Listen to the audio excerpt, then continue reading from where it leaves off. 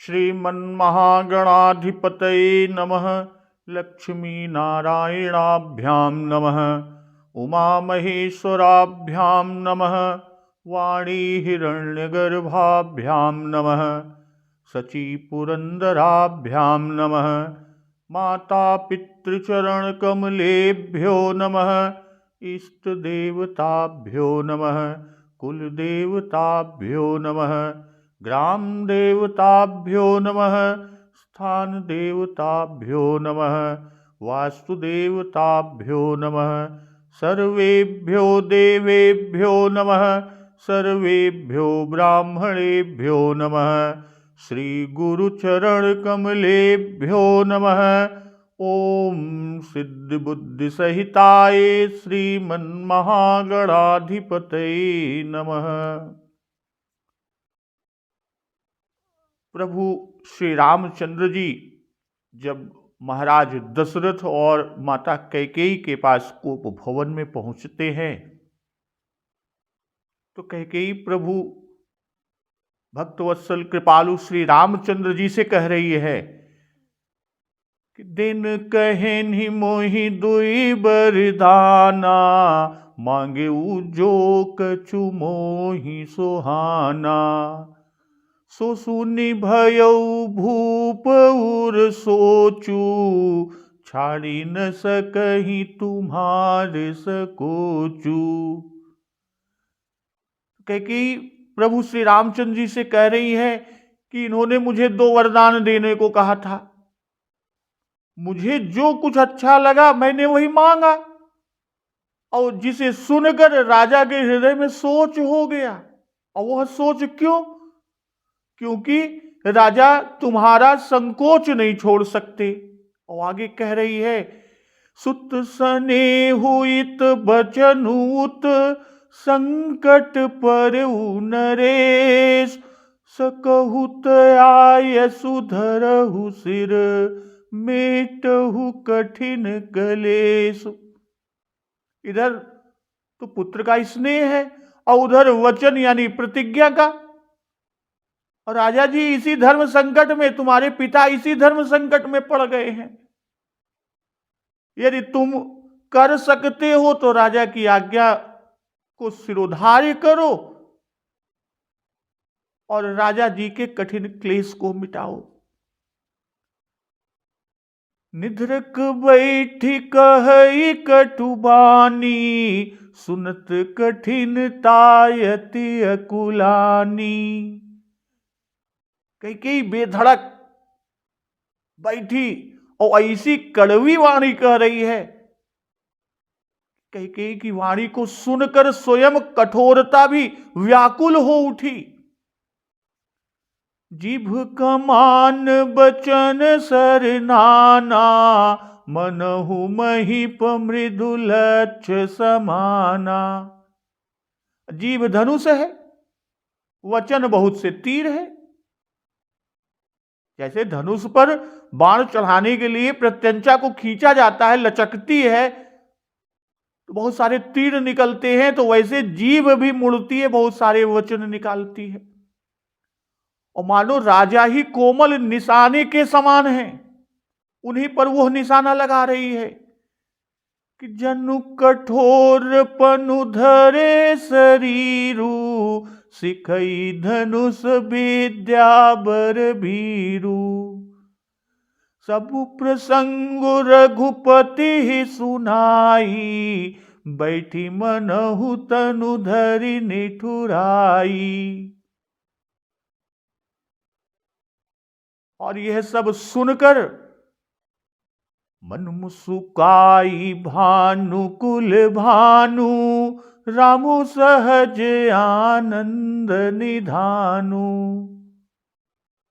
सूर्य कुल के सूर्य प्रभु श्री रामचंद्र जी स्वाभाविक ही आनंद निधान मन में मुस्कुराकर और सब दूसरों से रहित बोले, बचन विगत सब दूषण, मृदु मंजुल जनुबाग विभूषण।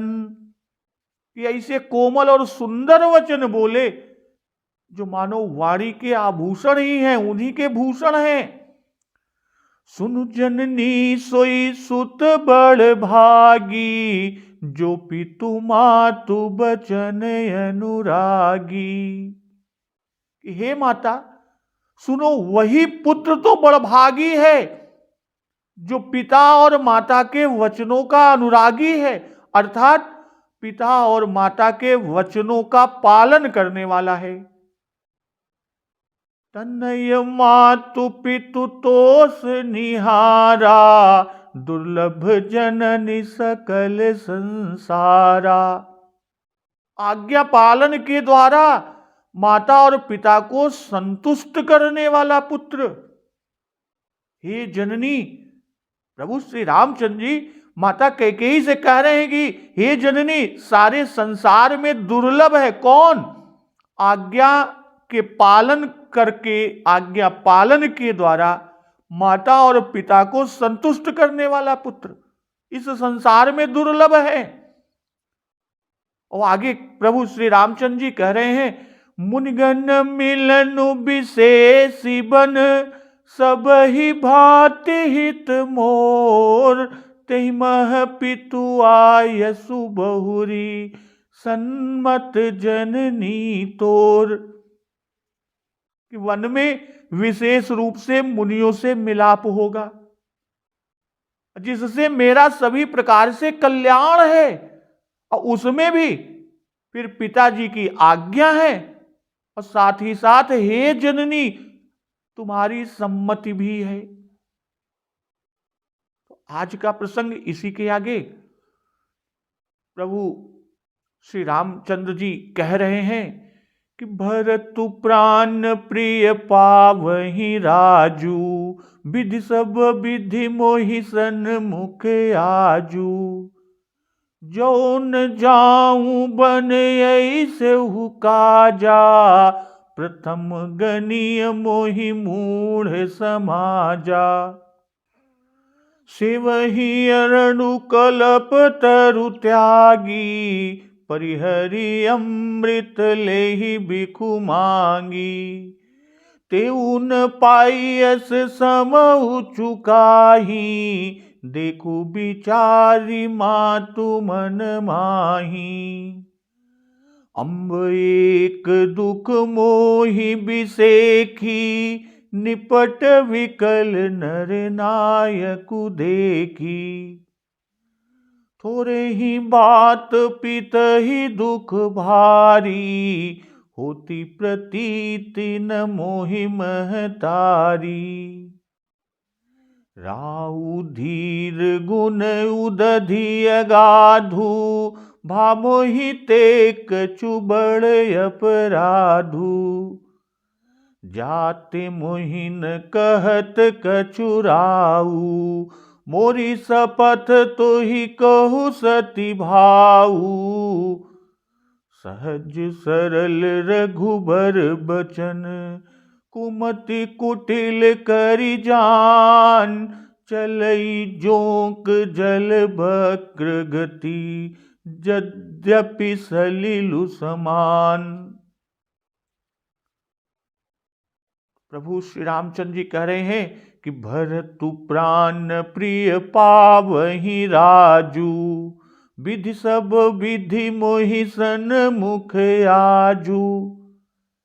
प्राण प्रिय भरत राज्य को पावेंगे, तो इन सभी बातों को देखकर प्रतीत होता है कि आज विधाता सब प्रकार से मुझे सम्मुख है, मेरे सम्मुख हैं।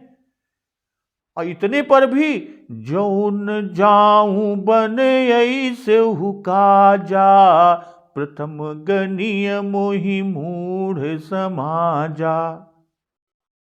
विधाता तो मेरे अनुकूल है, और यदि ऐसे काम के लिए भी मैं वन को न जाऊं, तो मूर्खों के समाज में सबसे पहली गिनती मेरी करनी चाहिए। श्री रामचंद्र जी अभी तक 4 बातें कही। मुनि गण मिलन, पितु आयसु, जननी का सम्मत और भरत जी को राज्य की प्राप्ति। इन 4 बातों से दिखा रहे हैं कि इस आज्ञा के पालन से हमें चारों पदार्थ मोक्ष, धर्म, काम और अर्थ प्राप्त होंगे। मुनिगण मिलन से मोक्ष की प्राप्ति है, क्योंकि सत्संगति संसृत कर अंता, अब बड़े भाग पाइब सत्संगा, बिनहि प्रयास होई भव भंगा। अब फिर पितु आयसु, दूसरा पितु आयसु से धर्म की प्राप्ति होगी, क्योंकि पितु आयसु सब धर्मक टीका। असन्मत जननी तोर से काम की प्राप्ति होगी, क्योंकि कैकेयी के ही सम्मत से भरत को राज्य और मुझको वनवास की आज्ञा हुई। यह दोनों मेरी इच्छा की बातें हैं। भाई, विमल वंश अनौचित्य से बचेगा और देव कार्य सिद्ध होगा। भरत प्राण प्रिय पावहि राजू से अर्थ की सिद्धि, अर्थ की सिद्धि से सुख होता है, हमारे प्राण रूप भरत को सुख होगा। इसका आशय है कि भरत जी 14 वर्ष हमारी ही ओर से राज्य करेंगे। वन से लौटने पर राज्य का कोष और संपत्ति बहुत बढ़ी हुई मिलेगी। वानर राज, राक्षस राज आदि सभी अधीन हो जाएंगे। तो सब अर्थ की सिद्धि ही है। प्राण प्रिय, भाई लोग प्राणों के सुख के लिए यत्न करते हैं, प्रयास करते हैं। सो बिना मेरे किसी प्रयास के, बिना मेरे यत्न के ही हमारे प्राण रूप भरत को राज्य मिल गया, इससे हमको बड़ा सुख है। भरत जी प्राण प्रिय हैं कि भरत सरिस प्रिय को जग माही। वाल्मीकि रामायण में श्री राम जी ने श्री सीता जी से कहा कि भरत और शत्रुघ्न दोनों मुझे प्राणों से अधिक प्रिय हैं। भरत शत्रुघ्नौ प्राणैः प्रियतरौ मम। और यहां आगे कहते हैं बाबा गोस्वामी तुलसीदास जी कि विधि सब विधि मोहि सन्मुख आजू। भाई ब्रह्मा सब विधि सम्मुख हुए। कहने का भाव, बस अब इस लाभ से बढ़कर हमें और कुछ नहीं चाहिए।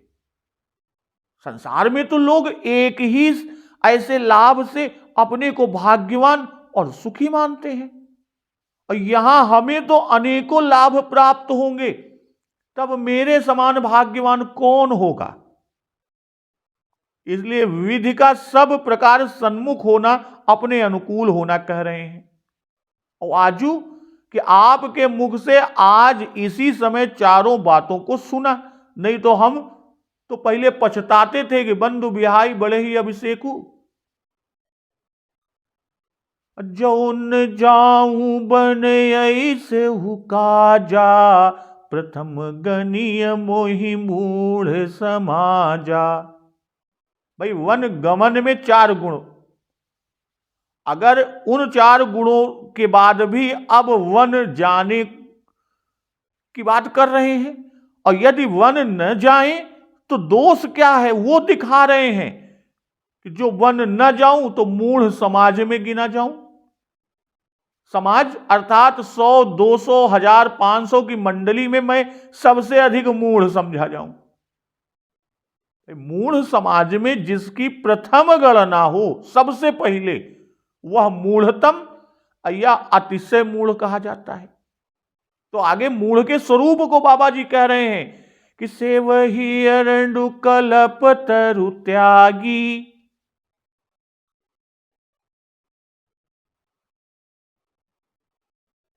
काजा कारणों से यानी काम में, जौन जाऊं बन ऐसे हुकाजा, प्रथम गनीय मोहि मूढ़ समाजा। एक तो वन जाना ही बड़े आनंद का विषय है, क्योंकि वहां जाने से मेरा सभी प्रकार से कल्याण होगा। दिन और रात मुनियों का सत्संग रहेगा कि मत कीरत गति भूत भलाई, जो जेहि जतन जहां जब पाई। सो जानब सतसंग प्रभाऊ, लोकोहु वेद नयान उपाऊ। पुण्य पुंज बिनु मिलहि न संता, सतसंगति संसृति करयंता। तात स्वर्ग अपवर्ग सुख, धरिय तुलाइक अंग। तुलन ताहि सकल मिली, जो सुख लव सतसंग। इसलिए वन जाना तो बड़े मंगल की बात है। मुझे तो पिता के दुख का निवारण करने के लिए घोर संकट स्वीकार था। तो प्रश्न उठता है, तब आप बस्ती में क्यों हैं, जंगल में ही क्यों नहीं चले गए? तो इसका उत्तर कुछ इस प्रकार कि माता और पिता के अनुरोध से कि नौ गयंद रघुबीर मन, आजुअलान समान। छूट जानि बन गमन सुनी, उर आनंद अधिकान। तो अब तो माता और पिता के आज्ञा पालन के लिए बन जाना है। कष्ट सहकर संसार आज्ञा पालन करता है। अब मैं माता और पिता की आज्ञा भी पालन करूंगा और साथ ही साथ निरतिशय सुख का उपभोग भी करूंगा। प्रभु श्री रामचंद्र जी यदि कहिए कि तब राज्य तो न मिलेगा, तो इसका उत्तर कि अपने प्रिय बंधुओं के सुख के लिए ही लोग राज्य की कामना करते हैं। सो प्राण प्रिय भरत को राज्य मिलेगा। इस सुख से क्या अपने को राज्य मिलना अधिक सुखद है? सो धर्म अर्थ काम मोक्ष आज मुझे सभी सुलभ हैं। इसलिए कह रहे हैं प्रभु कि ब्रह्मदेव आज सब विधि से सम्मुख हो गए हैं, अनुकूल हो गए हैं। सम्मुख तो पहले भी थे, परंतु अब विधि से नहीं, सब विधि से पहले सम्मुख नहीं थे। ऐसा अवसर जीवन में बहुत कम आता है। इस अवसर को मैं कदापि नहीं चूकूंगा। अवसर की चूक मूढ़ता है, असो ऐसे अवसर मूढ़ भी नहीं चूकता। यदि मैं वन नहीं गया तो मेरी गिनती प्रथम मूढ़ समाज में होगी। सेवहि अरडु कलप तरु त्यागी, परिहर अमृत लेहि विखु मांगी। जो कल्प वृक्ष को छोड़कर रेण को सेते हैं, उसे सजोते हैं, और अमृत को छोड़कर विष को मांग लेते हैं। ते उन पायस समऊ चुकाही, देखो विचारी मातु मन माही। तो वे भी ऐसा मौका पाकर नहीं चूकते। तो हे माता, मन में इसे विचार कर देखो। भाई उन मूर्खों को ना तो कल्पवृक्ष और ना अमृत के गुण ही समझ पड़े, और ना आयरन यानी रेण और विष के अवगुण समझ पड़े। कल्पवृक्ष मिलता था, उसे न लिया, उसका त्याग कर दिया, और विष न मिला था सो उसे मांग कर पी लिया। कहने का सिद्धांत यह है कि जिनको हानि लाभ नहीं सूझता, मरना जीना नहीं सूझता, जो ऐसे मूढ़ हैं, पहले जो कहे कि प्रथम गणीय मोहि मूढ़ समाजा, अब उसका हेतु उसका कारण कहते हैं कि ऐसे मूढ़ भी समय पाकर अवसर पाकर कभी नहीं चूकते। तब यदि मैं चूक जाऊं तो समझना चाहिए कि मैं इनसे भी अधिक मूढ़ हूं। इसीलिए मूढ़ समाज में मेरी पहली गिनती होगी, प्रथम गिनती होगी, जो मैं इस अवसर को हाथ से जाने दूंगा। क्यों भाई? यहां कल्प वृक्ष सकल कामनाओं का देने वाला है और उसको छोड़कर ऋण को सजोते हैं, तो क्या फल मिलेगा? ऋण का फल कितने दाम का? और अमृत अमर पद दाता है और उसे छोड़कर विष मांग कर लेते हैं, जो कि शीघ्र मृत्यु करता है। तो ऐसे मूर्ख कि जिन्हें एक का गुण न देख पड़ा और न दूसरे का अवगुण दिखाई पड़ा, वे भी अवसर पाकर नहीं चूकते, तो हम कैसे चूकेंगे। देख विचारु मातु मन माही, उसका फल विष ऋण के बारे में अर्थात विषय है, और यह फल बहुत थोड़ा है कि स्वर्गो स्वल्प अंत दुखदाई। गीता में कहा क्षीणे पुण्य मर्त्य लोके विशंति, कल्पतरु निवृत्ति पथ है, जिसका फल अमृत रूप भगवत भागवत धर्म है। तो इसको छोड़कर ऋण रूपी विषय को सजोते हैं, उसे सेते हैं, जिससे अनेकों जन्म खराब हो। तो ऐसे लोग भी ऐसा समय पाकर कि थोड़े ही में सब बना जाता है, नहीं चूकते, पिता के वचन का पालन करते हैं। इससे आगे अधिक और करना ही क्या है, जो और करेगा। अंब एक दुख मोहि बिसेखी, निपट विकल नर नायक देखी। हे माता, राजा को अत्यंत व्याकुल देखकर मुझे एक बड़ा दुख हो रहा है। थोड़े ही बात पित ही दुख भारी, होती प्रतीति न मोहि महतारी। एक जरा सी ही बात के लिए पिता को इतना भारी दुख हो, इस बात का विश्वास हे माता मुझे नहीं होता। अर्थात उनके दुख का कारण कुछ और ही है, अवश्य ही कुछ और है, केवल वनवास ही नहीं है। क्योंकि राहु धीरु गुण उदधि अगाधु, भामोहिते कछु बड़े अपराधु। राजा बड़े धीर और गुणों के अथाह समुद्र है,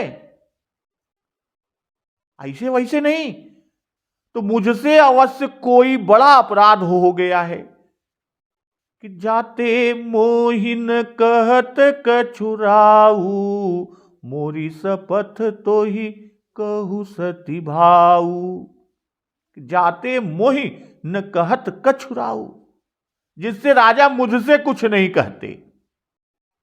अब मोरी शपथ तो ही कि तुम्हें मेरी सौगंध है कि कहू सत्य भाऊ, सच सच कहो। एक दुख मोहि बिसेखी, किससे करें, अंबु।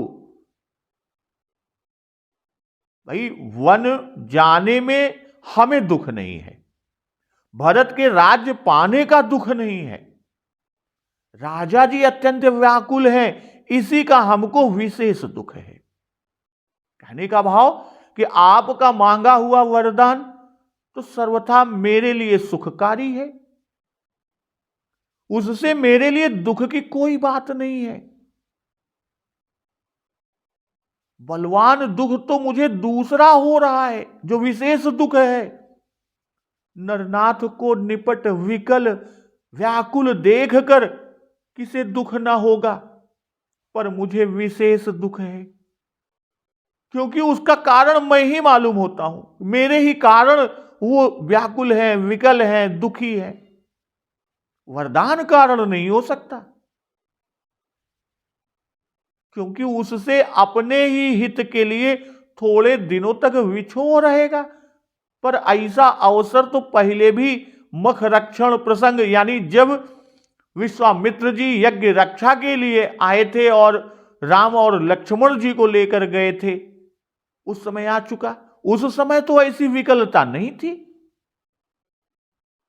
इतनी छोटी बात के लिए इतनी विकलता हो ही नहीं सकती। हे माता, तू माता है, इस बात को समझ सकती है। माता को पिता से कम ममता नहीं होती। तो थोड़े ही बात पिता दुख भारी, होती प्रतीत न मोहि महतारी। रामचंद्र जी ने वन गमन से अपना बड़ा लाभ बताया, इसी से वे उसको थोड़ी या तुच्छ बात बताते हैं। थोड़ी बात कि हमारे पिता के 4 पुत्र हैं, उनमें से यदि एक वन यानी विदेश भी चला जाए तो क्या, उस पर भी जब वह जाने में प्रसन्न है तब तो कुछ भी बात न रह गई। भाई सत्य रखने के लिए तो लोगों ने अनेक संकट सहे हैं, उसके आगे पुत्र आदि तृण के समान है, तिनके के समान है। इसलिए सत्य रखने के लिए हमारे वन जाने का सोच क्या करना, थोड़े ही दिन का तो वियोग है। तो प्रभु श्री रामचंद्र जी बता रहे हैं कि देखो, हरिश्चंद्र आदि हमारे पूर्वजों ने सत्य की रक्षा के लिए स्त्री पुत्र धन धाम सर्वस्व का त्याग करके भी दुख नहीं माना, और मुझे तो केवल 14 वर्ष का वनवास मात्र है।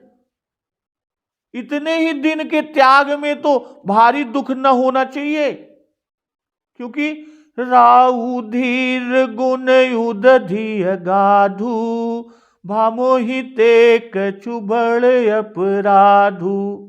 धीरु, भाई समुद्र उछलता है, शब्द करता है, राजा गुणों के समुद्र हैं, पर वे अपने गुणों को जानते नहीं, ऐसे धीर हैं।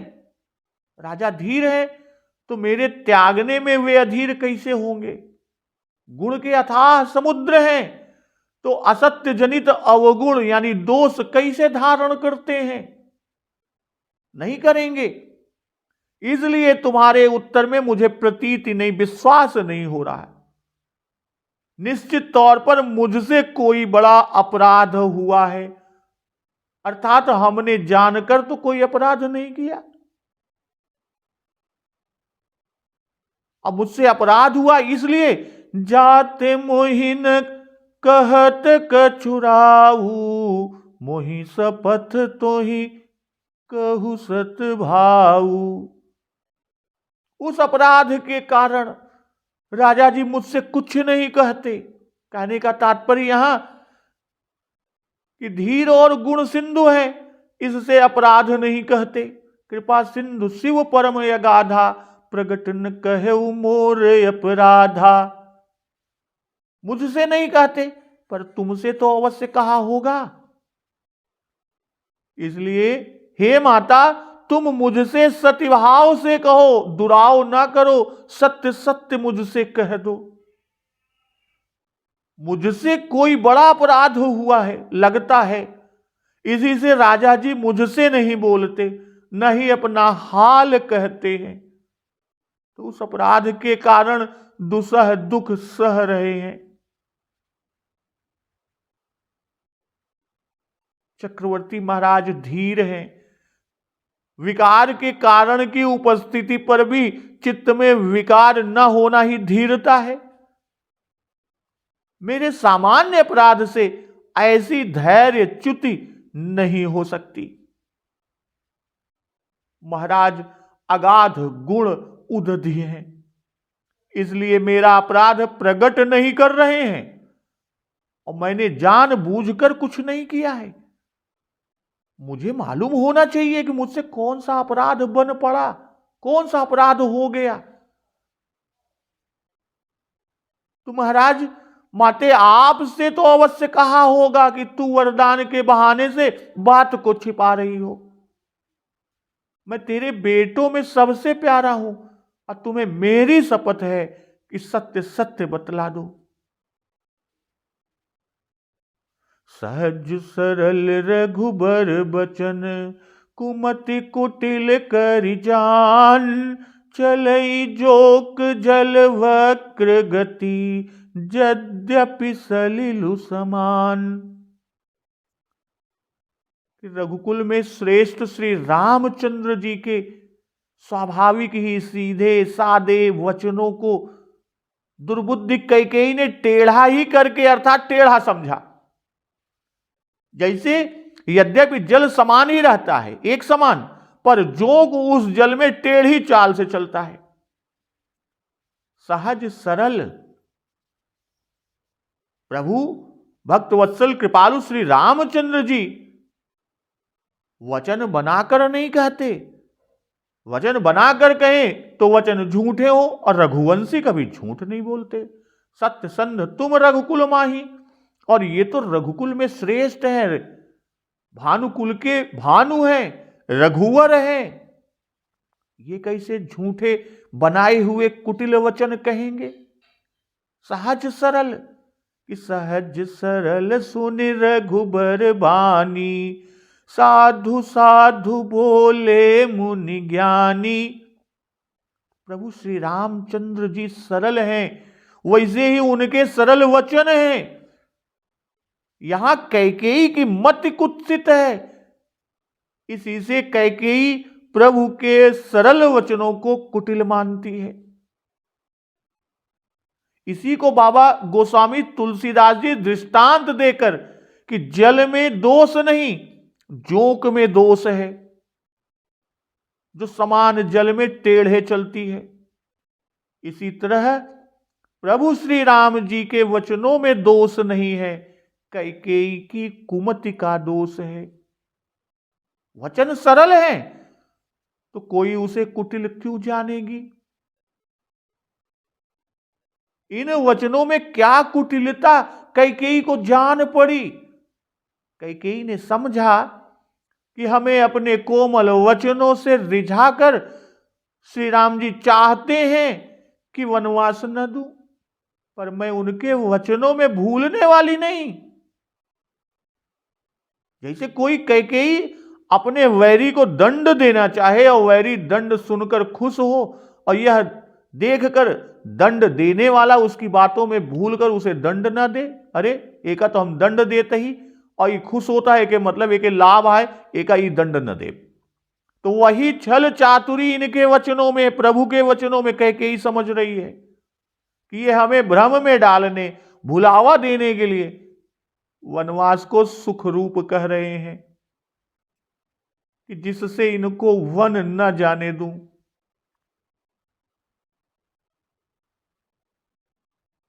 अथवा इसको सुख रूप जान मैं अपने पुत्र के लिए वनवास मांग लूं, सो यह होने वाला नहीं। मैं सब समझती हूं कि पट्टीदार भाई को राज्य और वनवास में क्या सुख हो सकता है।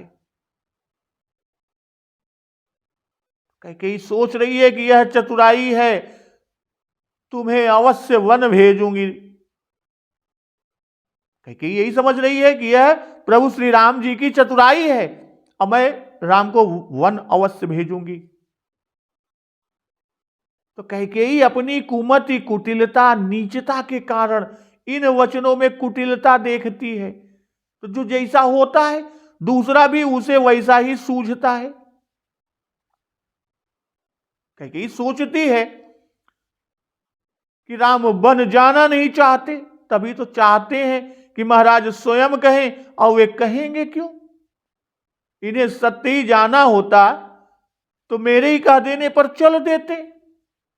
इसलिए वह अपनी कुमति के कारण कुटिल समझती है, जैसे जोंक की टेढ़ी चाल उसका स्वभाव ही है।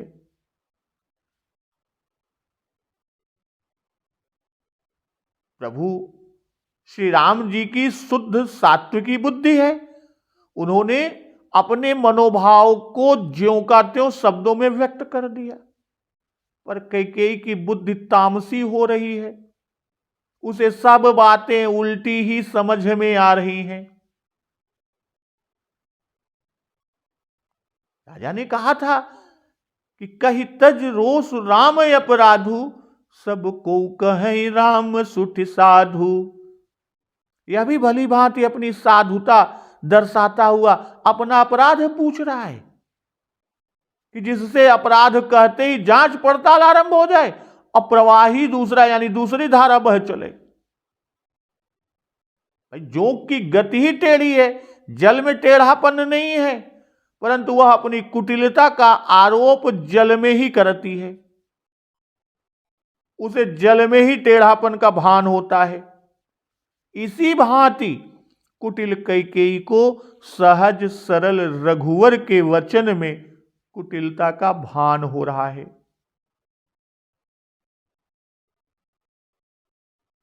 तो भक्तजन, इसके आगे का प्रसंग कि रानी श्री राम जी का रुख पाकर हर्षित हुई और कपट से भरा स्नेह दिखाती हुई बोलती हैं, और किसकी सौगंध खाकर और क्या कहती हैं, इस प्रसंग का श्रवण अमृत रसपान हम लोग अगले दिवस की कथा में करेंगे।